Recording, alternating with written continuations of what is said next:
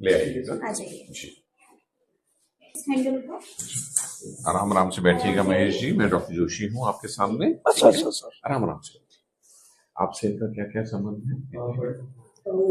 आपके ताऊ जी हैं, आपके भी ताऊ जी हैं। हाँ, ओके।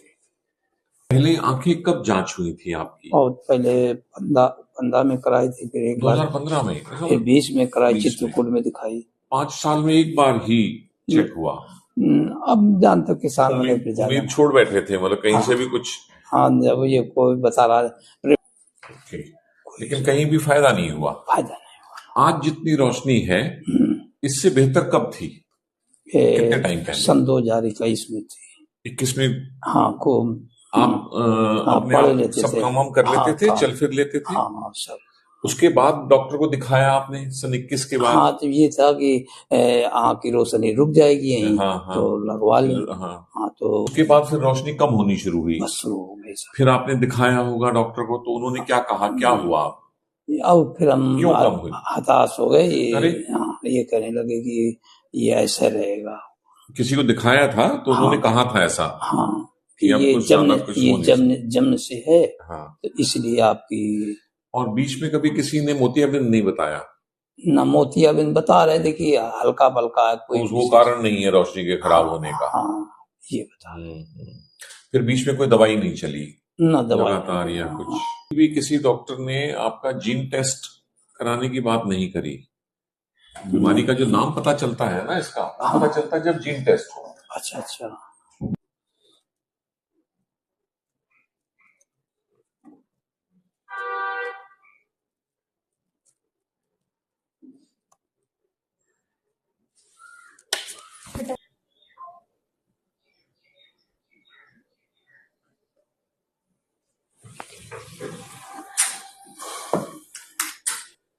अभी जब हमने दवाई डाल के पुतली फैलाई है और जो उससे पहले था, इसमें कुछ फर्क नजर आया आपको? हाँ, कुछ जैसे ये जो साफ करने वाली जो भी आप लोग डालते हो, हाँ। तो उससे कुछ 21 हो जाती है। 21 हो जाती है जब ये हम पुतली फैला देते हैं, जांच के लिए जब फैलाते हैं। हाँ, जांच के लिए फैलाते हैं। जी जी। और वो जो दवा पड़ती है, जो ऐसे करके नहीं डाल देते हैं, उससे फिर कुछ घंटा 2-4 घंटे हमको साफ ज्यादा दिखता है। उसके बाद फिर स्थिति वैसी हो जाती है। तो एक बार जरा देखेंगे कि क्या आप इन उंगलियों को गिन सकते हैं, या क्या है आपकी आंख के सामने? मुझे बता सकते हैं? सामने उंगली है। कितनी है? 2 दिख रही है सर। और अब कितनी है? हिलने से नहीं समझ में आ रहा है। कोशिश कीजिए। हाँ, कितनी? ये 1 दिख रही है। कितनी? अब 4-5 है सर। ये क्या है?